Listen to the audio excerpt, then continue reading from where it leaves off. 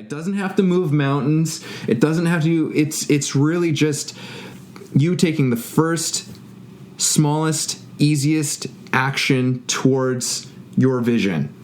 And that has massive implications that you can't even fully understand, because you have declared to yourself and you have declared to the universe and the world that you are doing this. Yes. This is Way of the Artist with Brandon Colby Cook and Evan Schulte. Identifying your blocks and demystifying your struggles, so that you can claim your own path and make your life a work of art.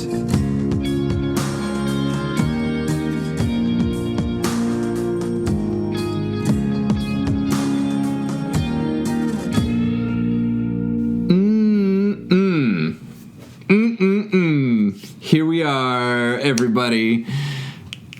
On way of I told Evan, we need to think about how we start these things off. No, and I'm like, no, we don't. Welcome. That's what I get. I deserve that. Yeah. That's exactly what's going to happen. That's how the universe works. It's karma. Welcome, everybody, to Way of the Artist. This is episode number 4. And episode 4, this one here, after a fantastic kind of trilogy, like kind of a planned trilogy that we put together of episodes, we're kind of now moving into the vast soup of everything now. Mm-hmm. You know, we're going to start really diving into some things, and today we're talking all about beginning,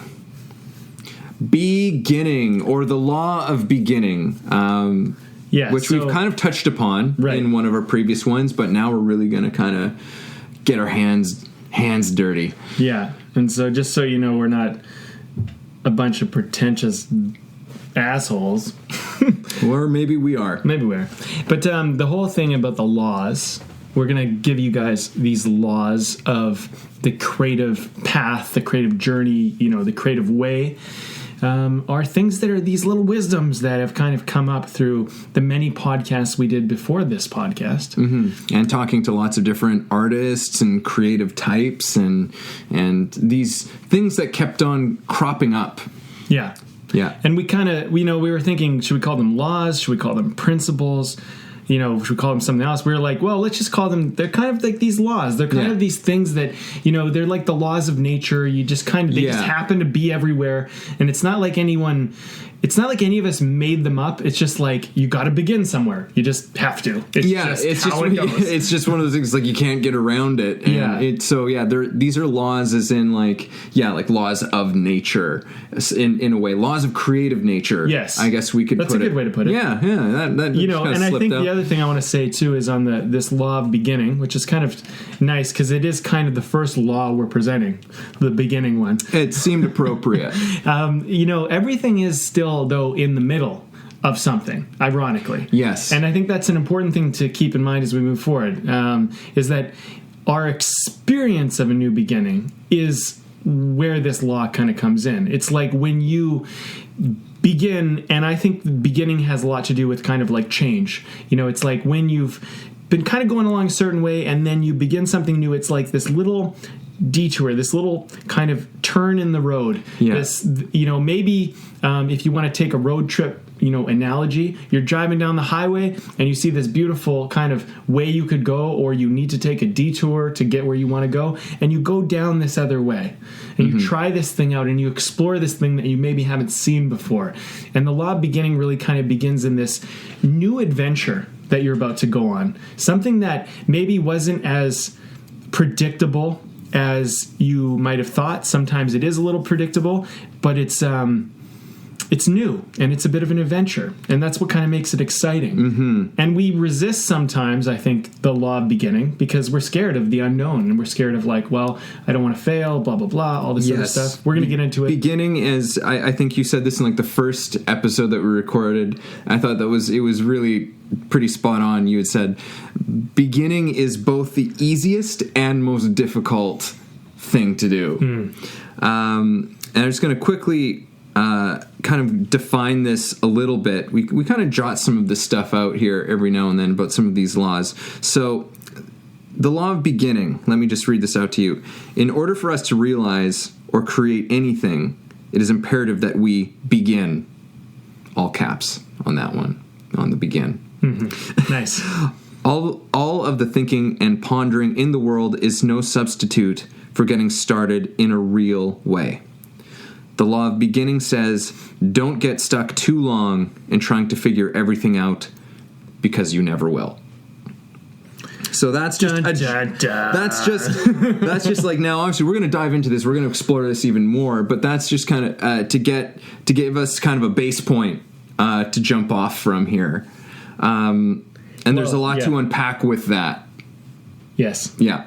And I think at the law of beginning, it's a little bit of a leap of faith in some ways, and it's a little bit of a it's kind of like taking a chance on yourself a little bit, taking a chance on something that matters to you. If you guys haven't yet listen to the first 3 episodes, because they're gonna set up, or they have set up, kind of the basis of everything we're getting into.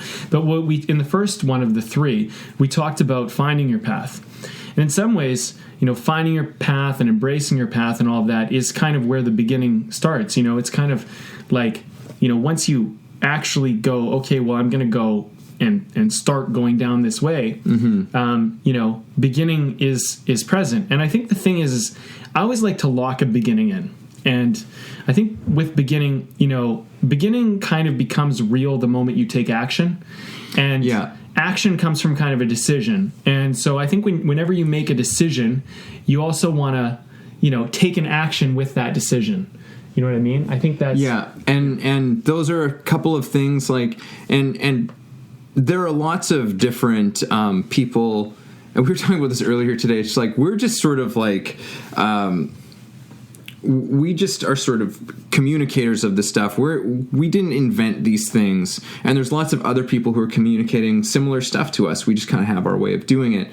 But what you're saying, there's similar stuff that other people have talked about. So the law of beginning, some other things you might have heard that called, we kind of think it entails a couple of components for us, but like, you might have heard other people talk about this as, this is the law of action, or we could also call it the law of engagement, or as you said a second ago, the law of decision. And these are all kind of related. Beginning is about deciding to engage and take action. Yes. Like it's kind of a buildup of all of those things. Mm-hmm. Yeah.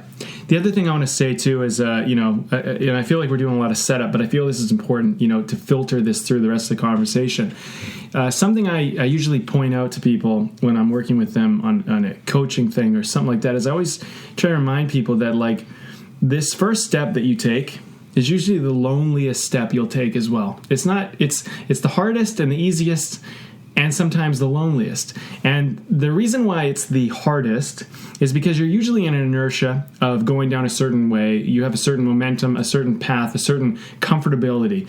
And it's hard because you got to break out of that. That's what's hard about it. Yeah. It's easy because it's actually not that hard to do the first step. It's actually a really physically, you're capable of it. It's, if you figure out what it is, it's actually quite simple. Yeah. And if you get over the emotional inertias of being stuck in momentum, there's a lot of energy in that, in making that decision. Mm-hmm. In some ways, I think that's a huge component of the whole part of beginning, is that it is setting into motion. It is sending the ripples out from this step that's being taken. Mm-hmm. So there's a lot of energy behind beginning, in as and while we can make it kind of we can make it too big in our minds, because it is a huge step. It is arguably the most important step, is the first one.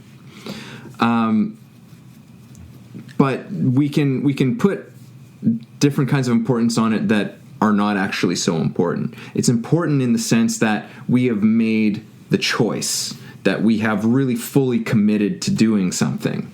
I think that's a huge part of what that first step is all about. Mm-hmm.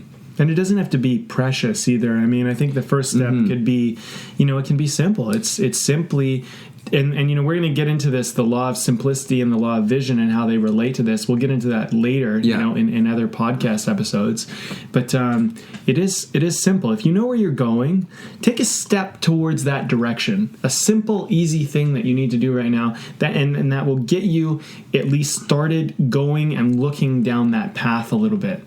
The other thing, and I didn't quite finish there, is the loneliest step. The reason why I have, in my experience, found it to be the loneliest step most often is because most of your friends and your colleagues and your family and everybody else sees you as one way. And they see life as one way, and they do life as one way. And if they're not already stepping out on their own to go do something, it can be a lonely step because you literally kind of step outside of the crowd for a moment. You step outside of the safety of the anonymousness of being a part of a group. And all of a sudden, when you take that first step, people notice and they go, "What are you doing? Mm-hmm. What are you doing? You're stepping out of line here." Yeah. And it can be kind of like, I'm going my way. Yeah. And it's like, well, you can't do that. We do this way. Yeah.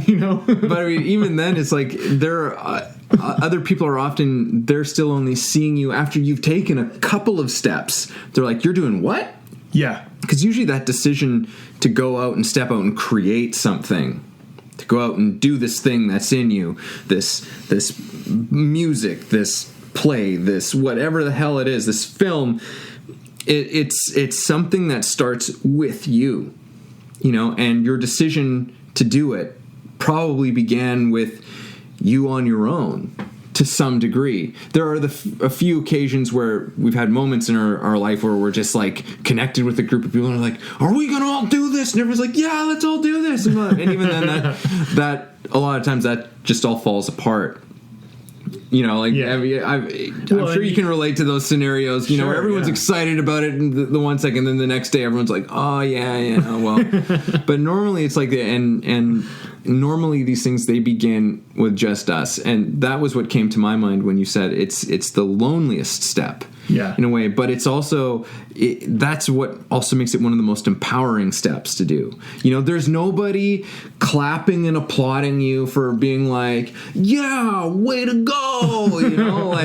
Sometimes we have our supporters. Yeah. We might have, if we're fortunate, we have a few people around us who are like, "Yes, do it!" People who are just fired up for us.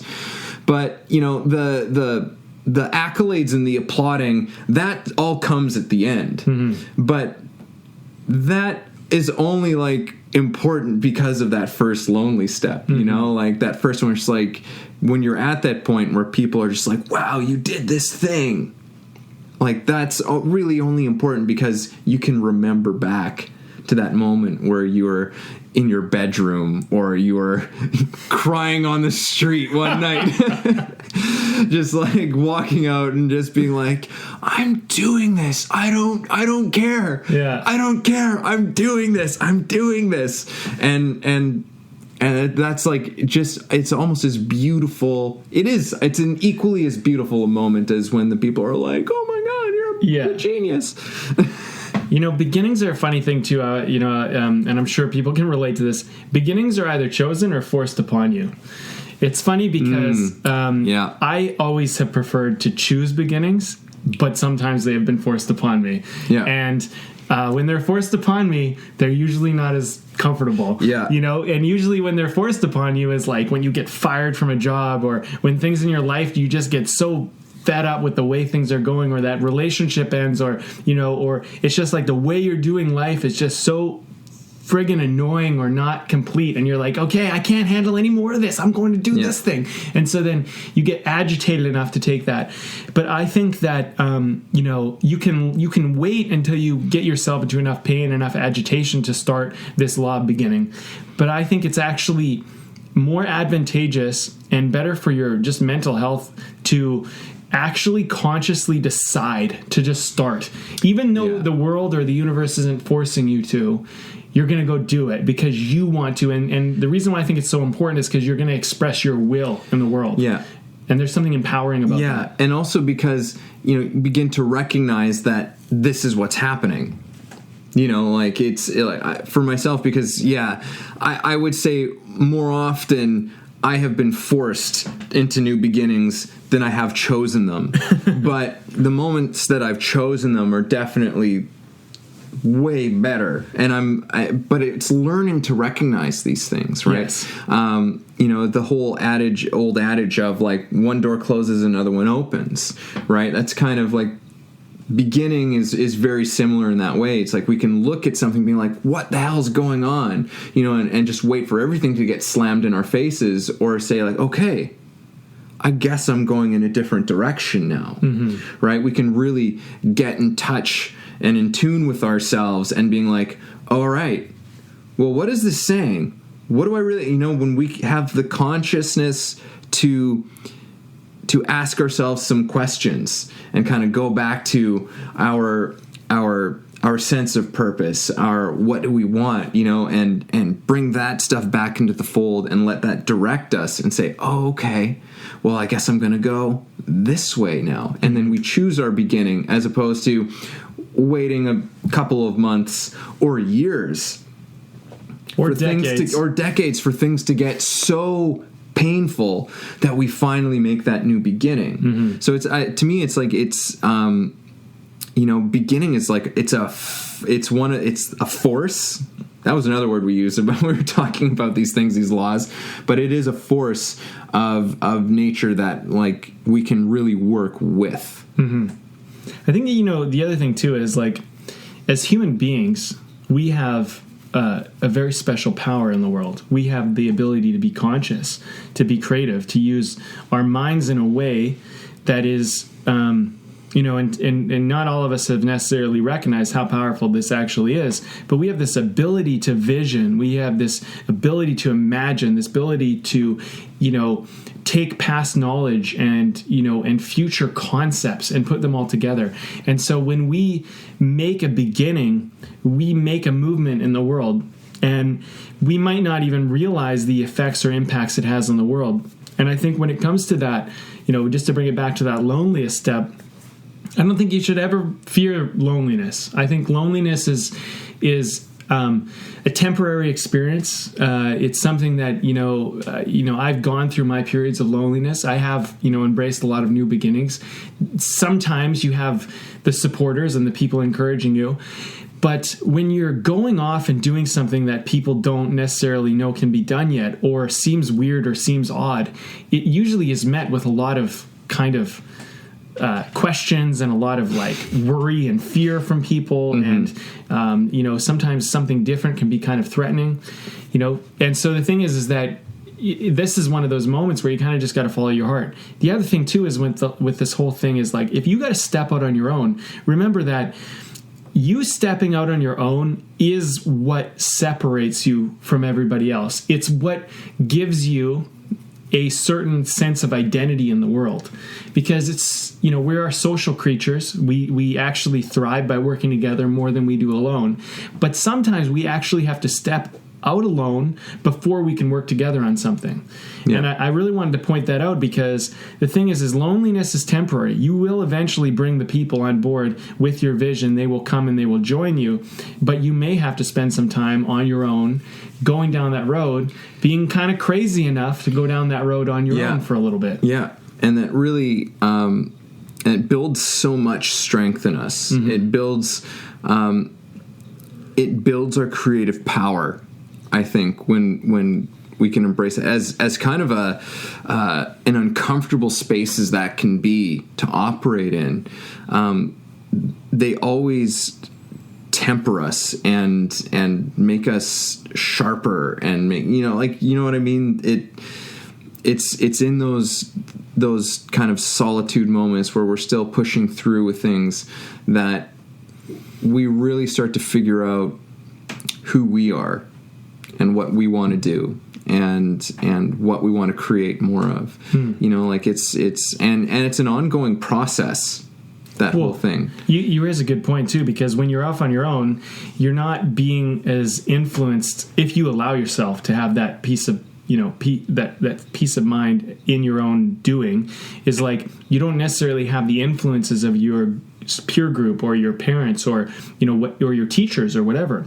And I mean, I believe my personal opinion is that we all have a genius state. We all have an inner or whatever, some type of way in which we can transfer geniusness through ourselves, like this sense of personhood, or this sense of like individual authentic creativity, which is genius, and it's this way of seeing the world or doing the world that is just ours.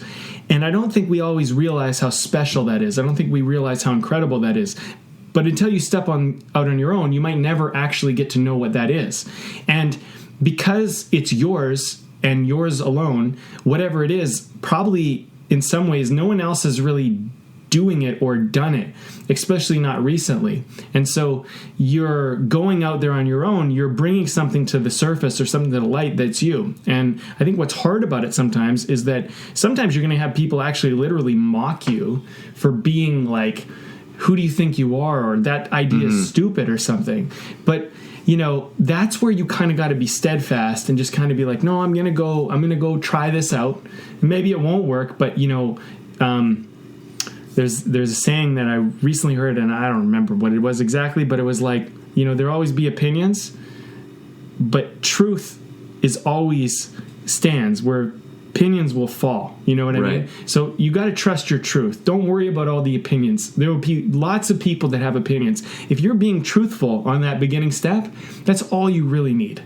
I think the thing is like, but we often don't make beginning steps because we're worried about either someone else's opinion or our opinion of our truth. Yeah.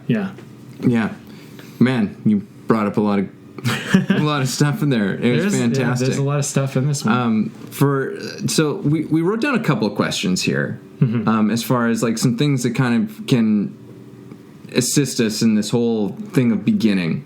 And these are fairly practical questions. I don't know how much time we'll spend on these, but we'll go into it. So like the first question to me about beginning is, what is the first step available to me now? Just like it, and that brings in this whole thing of just like, what is simple? What is kind of even the easiest thing to do? Because I feel like with beginning, you want to do whatever is the easiest tangible step, right? Just because the whole, for lack of a better term, the whole mindfuck of beginning a new endeavor, right? Because I think that's what the big thing is with beginnings, is that it's not just the start, it's that you've now elicited a whole journey that's going to like follow it too, right? Which is why it's so crucial to be centered in your purpose, to be centered in what you want, because otherwise you're walking somebody else's path, or you're walking a path that really is not authentically yours. So when you're connected to that, now you're making a beginning step, saying it's like, okay, well, this is heading me, I believe, into a direction that is in alignment with what I want to be doing and what I want to be creating in the world, and with what gives me a sense of meaning and purpose in my life. So I think that that's a huge part of it, is just like knowing that it's like, yes, it is more than just the first step, but that first step means the rest of it. Right. Like it means you've committed to doing something that's going to require more time and more effort. But it's necessary. There's no way of getting around it. There's no skipping steps here. No. Like you have to do it. You have to take every single step that's going to get you there. There's no jumping ahead. Yeah, and that's a really good point, because we were talking about that before pre-talk, about how don't ever believe anybody online or in the world who says that they have some kind of shortcut. There are no shortcuts. There just are none. You will there, and there's another saying which I love. There's no free lunch. there is no point where you don't have to pay your own way, where you don't have to eventually, the currency, the exchange is always going to be there. Yeah. And so like you might be able to leap across a few steps or get a head start or start somewhere else, but eventually you're going to have to take certain steps. It's just you're going to have to face up to it. And if you don't, you won't get that part of the, that part of the journey. And I think the thing is like when it comes to beginning, you kind of got to be honest about where you're at, because there's this whole thing too, is like sometimes people don't begin because they're like, well, my first step has to be this miraculous, special, unbelievable thing that's so incredible, and it's like, let go of that whole notion. Yeah. And the other thing too is when it looks like someone has taken a first step that's a miraculous and incredible, it's usually because they took another 10,000 steps before that, which got them to that step, and now you're just seeing them make that one step. Yeah. And it looks like their first step was perfect, but it was like, no, that was built on a whole bunch of other stuff. Yeah.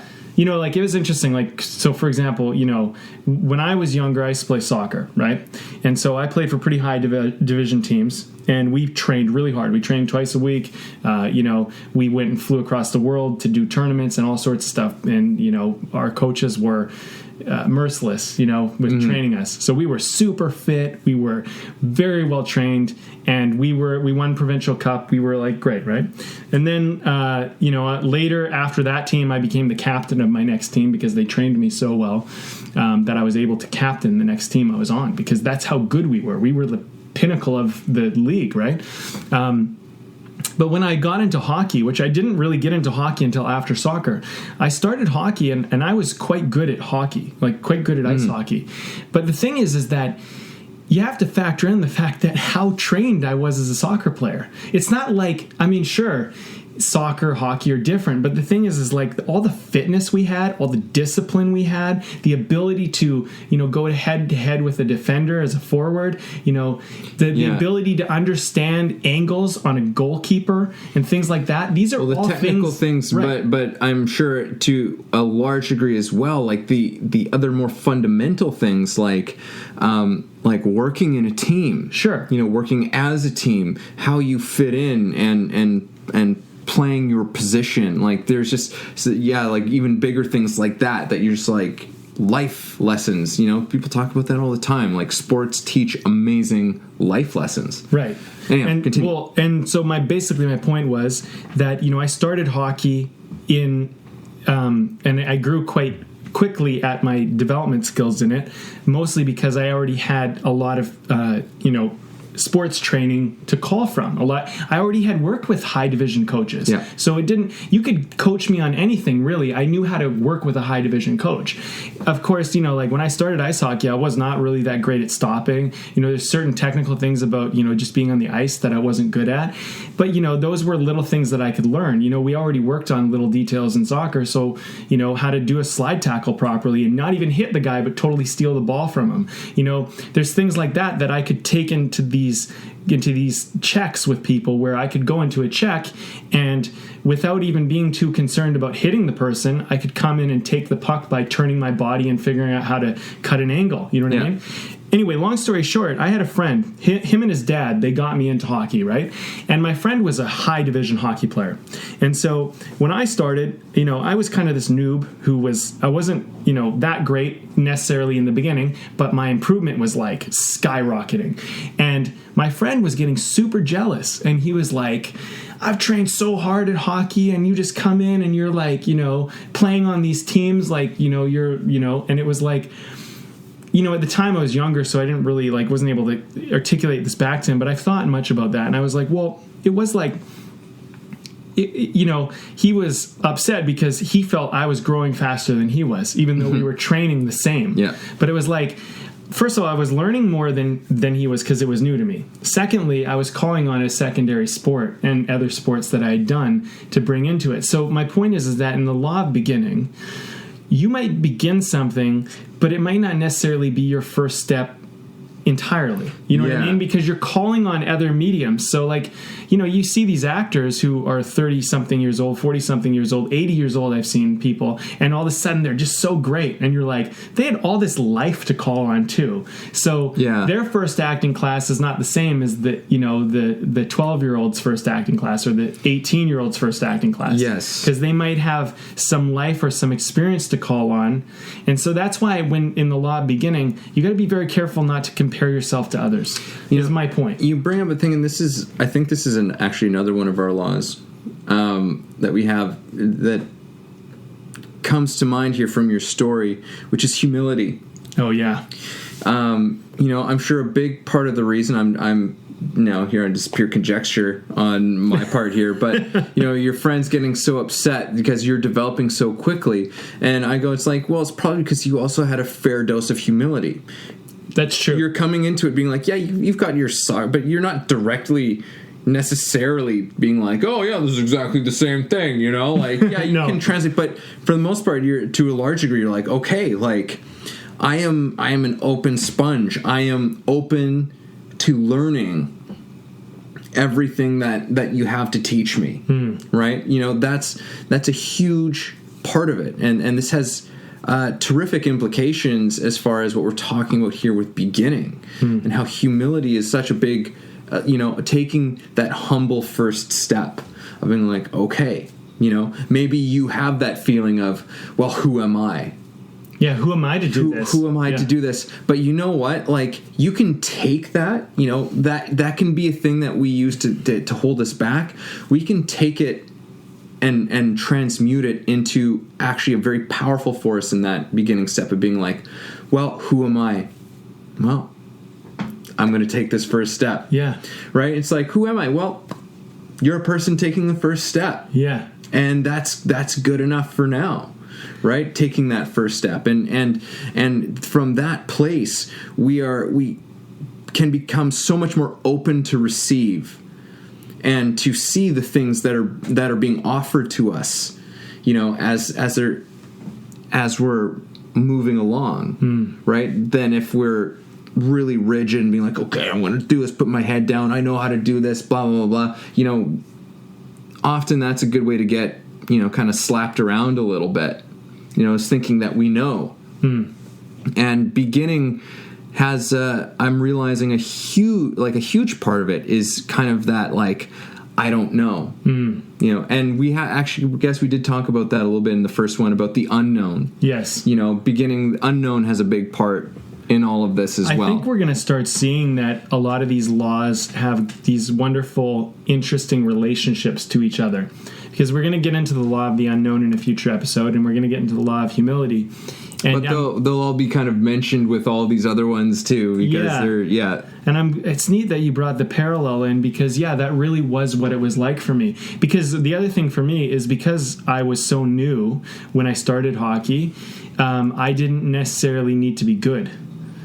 You know, which was a real like kind of nice, because everyone was going out there trying to prove themselves, you know. But for me, I was going out there having a skate, trying to learn. So for me, there was a relaxation to it. There was a certain kind of ease, and there wasn't as much expected of me, because it was like, hey, we brought out Brandon, you know, he's my friend, you know, he's new to hockey, and I'm playing with these AAA guys and stuff, you know, and like, and you know, and I'm keeping up with them, and I could do no wrong. I mean, basically, it's like, hey, he's doing pretty good. So even though I was probably not even playing like at that level in the beginning, the thing is like, hey, you're keeping up, you're moving the puck, you're passing it and keeping it, you know, in your zone. You're learning. You're when the coach says, you know, get in the corner, make sure you get on the blue line, you know, whatever, go to the net. I'm doing it because I'm listening, because I'm like, I don't know what the hell I'm doing. You know what I mean? Like, and so then the thing is like, that's the other thing with beginning. And I like how you brought up this law of humility. When you begin, if you take the pressure off yourself and you be like, I don't even have to be good at this, I can just start, you know, then the thing is like, think about how wonderful your life gets. Well, I mean, you know what I mean? Yeah. Like, and when I teach, when I work with actors in my class, like one of the first things that comes out in the exercises I take people through is this thing to be right. There's this. It's one of the first things that comes out is everybody's need to be right and to do it right, and it's one of the first obstacles. Like I say that, like, an actor's biggest problem isn't a technical one, it's a human one. And it's very much a human issue of, like, I need to do this right. And that can drive us, I think, to a certain point, but there's so much egotism involved with this whole idea of doing something right, as opposed to striving for excellence, which when we make it's a subtle but powerful shift in perspective on it. Whereas right is a very rigid and closed off stance, and it doesn't leave much room for us to learn and for us to grow. It has a lot of expectation. It has a lot of expectation on ourselves and on others, and it really creates more stress and challenge on us than there needs to be. Whereas opposed to going for excellence, keeps us in an open state, keeps us open to new ideas, keeps us open to receive something new. But yeah, it's a fascinating thing in the human psyche that goes on with that. Totally. Okay, so I was thinking to the next question we had. Yes, did we even answer that first one? Like, what is the first step available to me now? I guess that's pretty self-explanatory. I mean, what is the easiest first step you can take right now? It doesn't have to move mountains. It doesn't have to. It's really just you taking the first, smallest, easiest action towards your vision. And that has massive implications that you can't even fully understand, because you have declared to yourself and you have declared to the universe and the world that you are doing this. Yes. That's massive. Yes. In and of itself. And then you've put some kind of action to it. I would also say, just to further this question, is if you can take a step towards your vision, take a step that leads you towards that. So, for example, if it's like, I want to be an actor, pick up a play and read it, or pick up an acting book and read it. Go to the bookstore and get an acting book if you don't have one. Go sign up for an acting class. Go audit an acting class. Whatever that thing is. Practice some lines in the mirror. Just do something towards that, right? But sometimes, you're going to be in those situations where it's not so clear. Like, you don't know what the first step is. You don't know which way will actually get you closer to that. My thing is just take a step. Anyway, take a step somewhere. Yeah. Get moving. Anything other than what you're doing is enough sometimes. It's like, what's the first thing that occurs to you? Yes. That you might be able to do right now? Well, do that. Because, like, in the position you're in, you might not have the perspective that you need to see where you need to go. So sometimes stepping left or right or even backwards gives you a new perspective. And then you see, oh, now I see where I need to go. And then your second step is more revealing, or your third or fourth, right? So I think in the law of beginning is sometimes it just comes down to just get moving, just do something. But if you can, try to head towards a direction that is calling to you, something that, makes sense or feels right. And keep it simple. It doesn't need to be a big thing. I mean, I think the goal of beginning is to get moving. Yes. To get moving in a different direction, or get moving, period. Yeah. The second step, and this is where we're going to get probably more into the law of momentum, which we'll get into later. But is what is my next best step? Because I think sometimes you've already started, like, for you and I mean, we've been acting for a long time, screenwriting for a long time. If I was going to say write a script right now, I need to bring in the law of beginning, because if I'm going to start a new script, I need to begin it, right? Yeah. So, sometimes you just go, well, what is my next best step? It's like, well, do I rewrite a script I already have? Do I sit down and write a concept out? Do I need to go for a walk and ponder about a character, right? You'll know, but I think the next best step is kind of like, what's the easiest, simple, most make sense solution to what you need to do right now? And I think, like, with this particular question, I think the tendency is just that people get, complicate it too much. you know. I think this is where the law of kind of simplicity, which I know we're referring to all these future episodes, but that's what's going to kind of come in, is like what's simple, what's easy, what's present, what's now. Yeah, well, I mean, we can just touch on all of these things right now and like and put a little bit of the colors of these laws in, you know, because they help us to kind of shape this as this conversation is unfolding. But yeah, the thing I like about this is like, what is the next best step? That's a continuous question, you know. So it's like, okay, I've done this step. All right, what is the next best step? Okay, it looks like it's this one. You do that. Okay, now what is the next best step? You know, it's a cycle, you know, and it's repeated over and over and over again until you reach the end of it and go, oh, holy shit, here we are. Yeah, that's the whole thing about it, because like every journey is full of kind of like the big sort of beginning, and then it's full of a bunch of like tiny beginnings, beginning on this now, beginning on this now, beginning on this now, beginning on this, until you've reached the ending. You've reached the summit, as you will, but you can't just jump to the summit. No, you know, it's like, and so it's just keeping in sight all of these little beginnings along the way, all of these little next steps along the way. Well, just what is the thing that's literally right in front of you?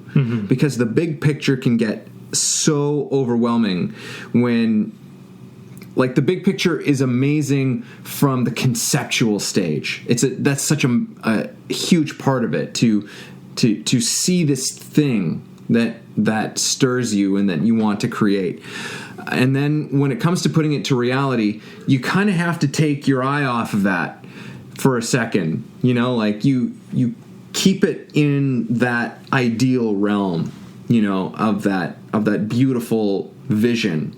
But you can't really take that as you now turn it into the beginning, as you take it into the actual steps and the reality, because suddenly you go, holy shit, there's so many steps to get there. There's so many things that have to come together to reach that. Yeah, and you hit overwhelm, and you don't want to do anything. And hit overwhelm. So that's why it's about keeping whatever the next thing is in focus. I guess we'll probably cover more of this when we do momentum, because this has a lot to do with the momentum side of things. Yeah. But this is an important question for sure. Yeah, I mean, you know, the other thing too is when you're starting out, you know, if you kind of look at every step as like it's, you know, a beginning step, right? Like beginning is kind of like it's your first step, and it's like your first series of steps too, in a sense. And so, you know, the beginning is kind of a wonderful time because, you know, there's not a lot expected, and it's a lot of discovery, and it's a lot of just kind of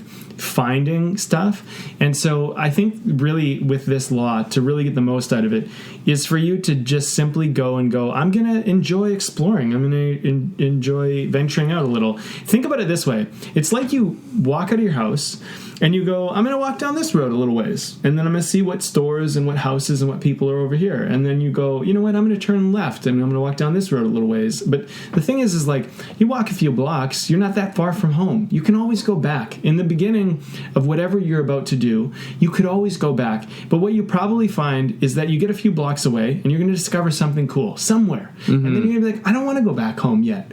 I want to hang out here and explore this a little bit. And then you'll get into a whole new series of wonderful things that will, you know, expose you to in our, you know, in our theories of how this creative journey unfolds. But in this time, you're just leaving home, the comfort of home a little bit, and exploring something that's a little outside of your realm right now. Absolutely. So don't make it that big of a deal. Yeah, and I think that's actually a beautiful little thing. That's like a great little sort of easy to do exercise that can kind of give us a grounded sense of what beginning is all about, and as well as some of its, you know, related like laws that come with it.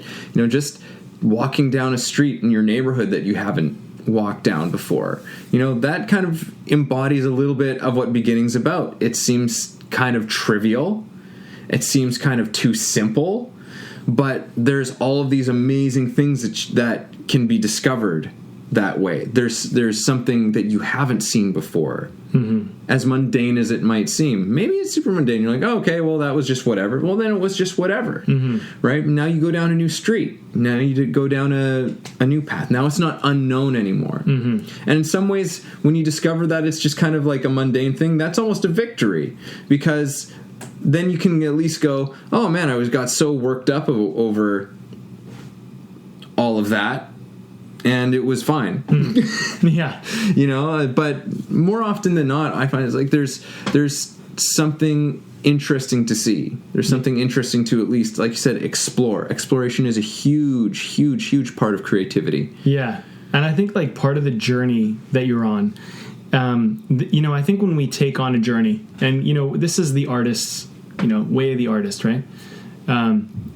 It's like we're going our own way. We're going on a journey. We're on this path that we found and embraced and are claiming. Right? We're going down this thing. I think the one of the big things that our current culture and society struggles with, and it's something that it agitates me. It bothers me. Is that we're taught that we need to always be making progress. And we always need to be getting closer to where we need to be or where we think we need to be. Otherwise, we're wasting time, which is not true. The thing is, the destination is a beautiful, wonderful thing. It's a wonderful part of a journey, but it is not the journey. It's just a small part of the journey. And I think we get so caught up and wrapped up in these destinations that we forget that in the journey that is sometimes way off and going totally off the direction that you think you're headed, is that you get to experience and explore these new things. But one of the great things that happens is you get to experience and explore yourself as you do the journey. And that's actually what's really the most important. And I think anybody who has ever done any great feat, as much as everyone else looks at them and says, wow, you accomplished this thing or you did this thing, the real victory that occurred for them was the person that they discovered themselves to be on the journey, the internal self-fulfilling thing. And in our society, we don't really talk about that. We kind of talk about like, oh, you got the money or the house or the reward, but we don't always talk about how like you became the person that you wanted to be, or you became someone you never knew you could be. And it goes back to that whole thing of like that first lonely step at the beginning, but it's terrific. One thing I wanted to touch on with this was that, with so many of our laws, and we actually haven't gone into it with this one as of yet, which is that there's kind of a micro and macrocosm to all of these things.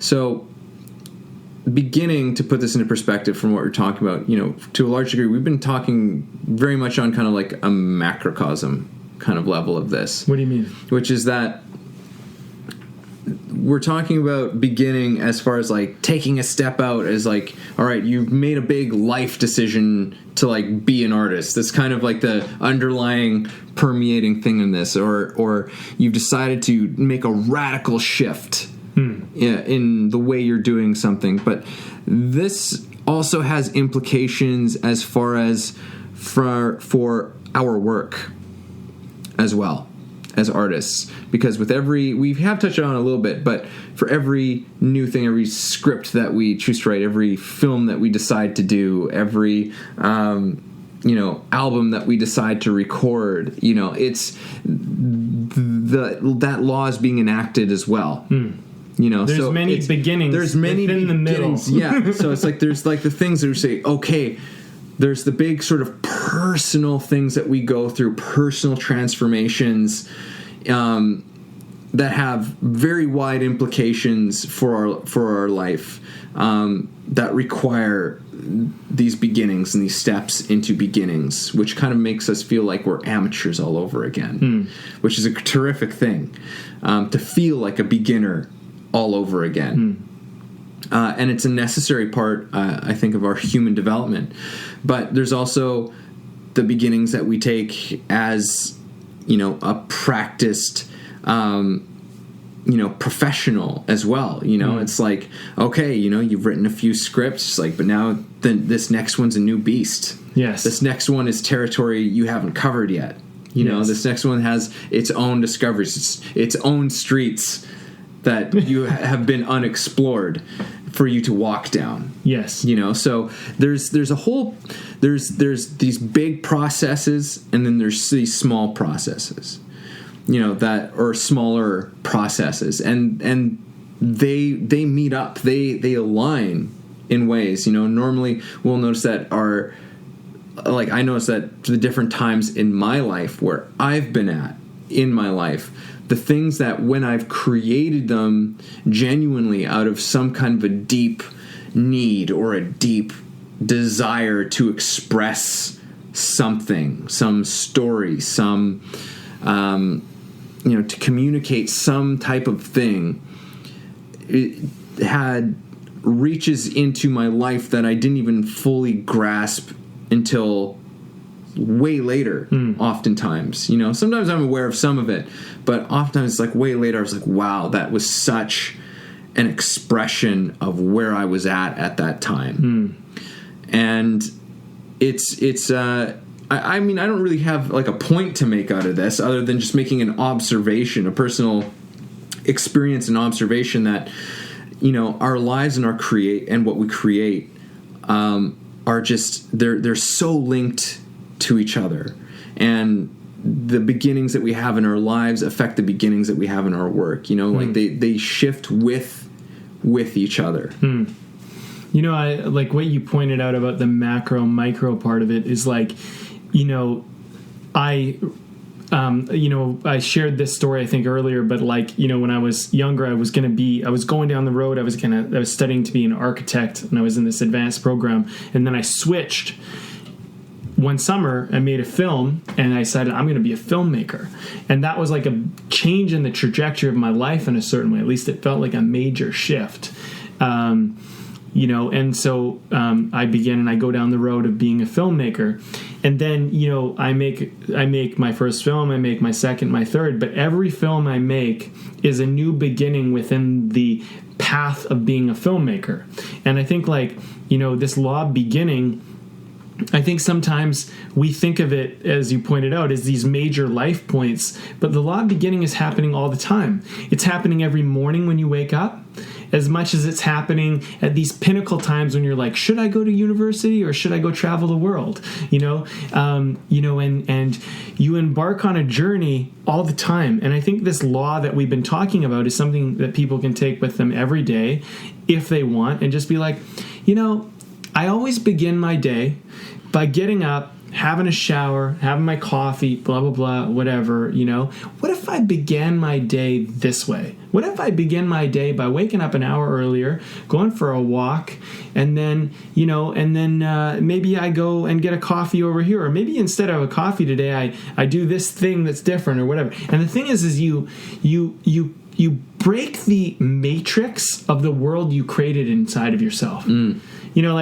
Creating a little bit of disruption intentionally. Exactly. Yeah. Because I think the law of beginning is kind of like it's kind of the law of breaking your internal mental matrix. Your patterns, your comforts, your things that you kind of get into a routine of. And it's a powerful tool because you can kind of shock your system a little bit. You can kind of wake yourself up.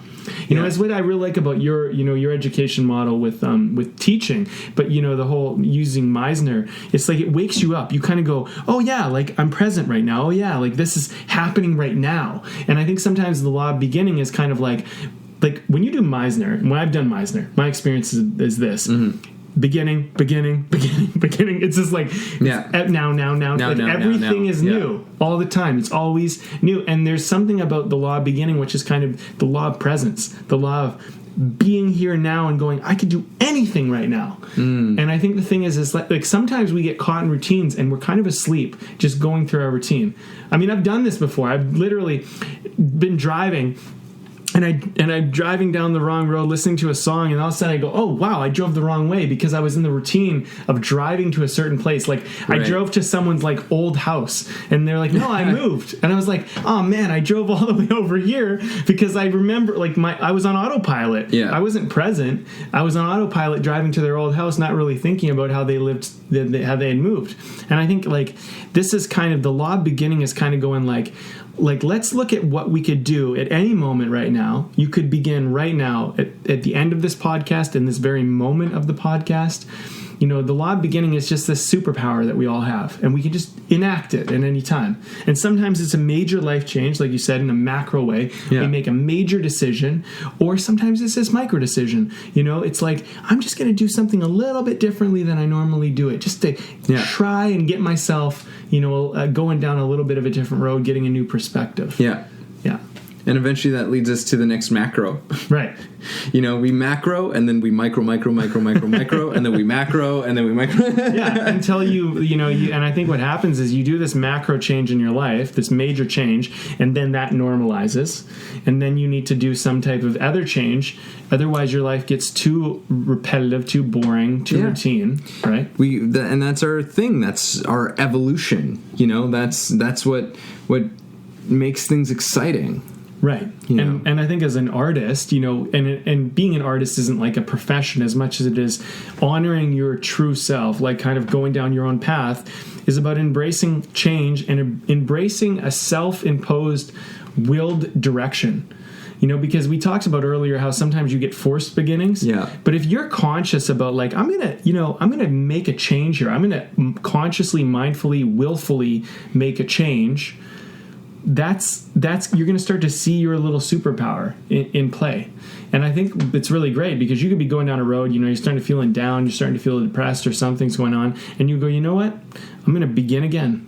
Today, you know, started out as a bad day. Let's start the day over right now. Let's begin again right now and just get yourself present and go a new way, you know? And then talk about the beer that we have. Yeah. Yes, let's talk about this beer that we are drinking here. Yeah, so this is 33 Acres, and it is the Genesis West Coast Hazy IPA, and it's got a cool 7.3% alcohol. But it's a nice smooth drinker. They always knock out winners, in my opinion. Yeah, they're one of our favorites around here for sure. For me, they hit it 100%. Yeah, they're batting at 100%. You know, they're doing great work over there. And you know, it's one thing about 33 Acres. If you're ever in Vancouver, nice little local brewery over here by, I guess, Ontario and 8th or something like that, or Quebec and 8th. Yeah, they're a nice little cool hangout. They have coffee, they have food. You know, this isn't an advertisement or anything. We just started. Yeah, they're not paying us. No, but we just Evan and I. You know, I like to say the story a little bit. You know, we started these podcasts technically in 33 Acres because we would meet up there. We'd write our scripts together. We'd have some beers and some coffees and whatever, and we'd create our little creative magic. And then eventually we're like, we should record our conversations, and then that's how a podcast was born. Yeah. Long before this podcast ever came to you.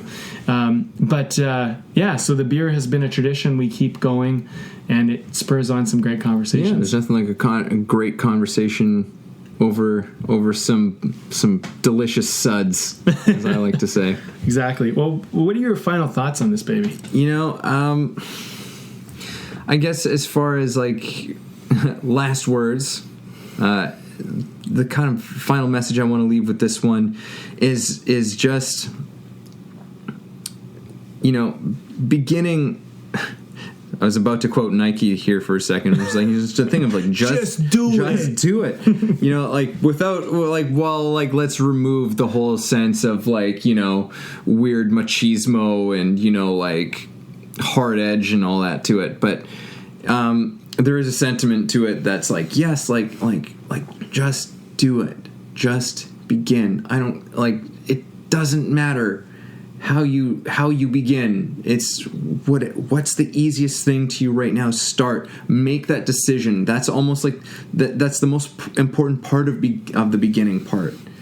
You know, is you make that decision. That's the beginning of the beginning. Is you decide.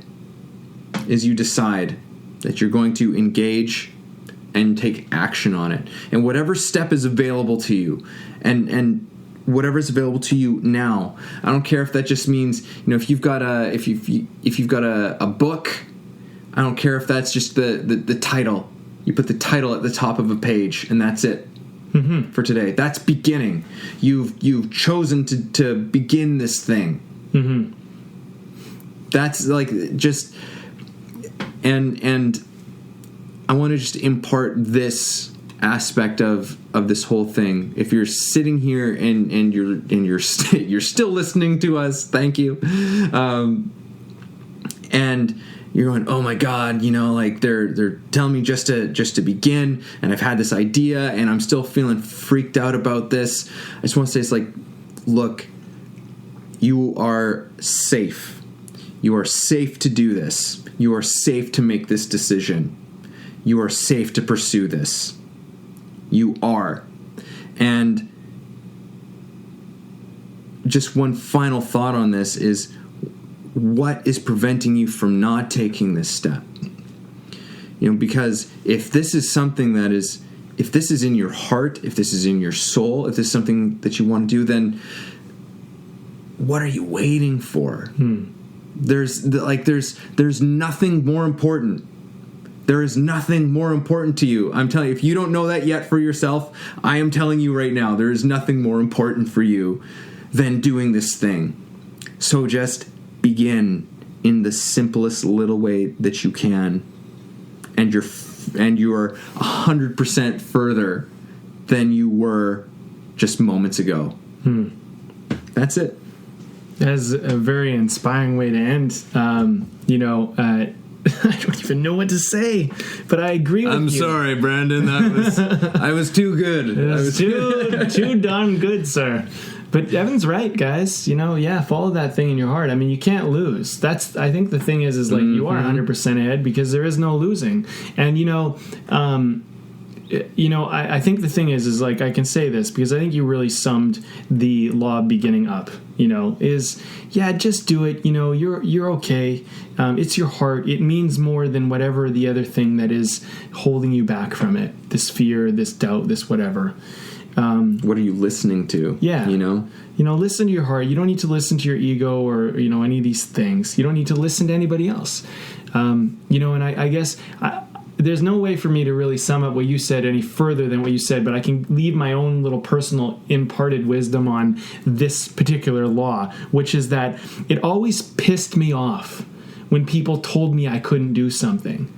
It always pissed me off when people tried to hold me back or suppress me or stop me from doing something that was important to me. And this is my call to action for everybody. It's a little opposite of Evan. Get a little pissed off.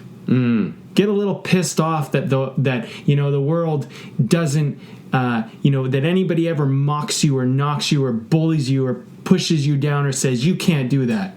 And just go and do it because you're going to show everybody that it is possible, because it is. And the thing is that, you're going to take one step, and I can tell you this from personal experience. And I put my hand to my heart as I say this. I can tell you this from personal experience. You take your first step, it's lonely. You take your second step, your third step, your fifth, whatever it might be. There's the period of time where it's a little lonely. But then all of a sudden, people will start paying attention, because pretty soon you're going to get into momentum. You're going to get into that. You're going to get into this. If you keep following your heart, you're going to, the rise of the phoenix is going to come out of you. And people are going to see you, wave your feathers, put your wings out and fly, and they're going to go, I want to do that too. Yeah. Now here's the thing, and I said this to you earlier today, and this is the thing I'm kind of calling everyone to action about, is that it's hard to fly with the eagles when you're hanging with the pigeons. And my motto right now in my life is I want to separate the pigeons from the eagles. So I am going to say things that are so bold and audacious that they will piss off the pigeons, because I want to know who you are. Identify yourself so you can get out of my way, because I don't need you around. I'm looking for eagles, right? And you can do the same. And if you're lonely without the pigeons, don't worry, because the eagles are going to find you when you put your wings out. If you like that little analogy there. And that's beginning. Beginning is you spreading your wings, is you saying, you know what? I can fly. I can do something. Who knows where you'll fly? Who knows where you go? We don't know. This is the beginning. It's exciting. But let yourself have that first step. You'll be okay. Yeah, you're jumping from the nest. Yeah, you might fall and hit the ground. It's probably not going to be as bad as you think. Just go and do this thing, And I think if you're listening to this and you're still here, you are clearly ready. Yeah, definitely. If you're listening to this, you are ready to do this. Thanks for listening to the show. If you got something out of this, if you feel it improved your life or your journey in any way, please take a moment to subscribe, leave a review, or share the episode. You can also support us on Patreon, where we have tons of great bonuses.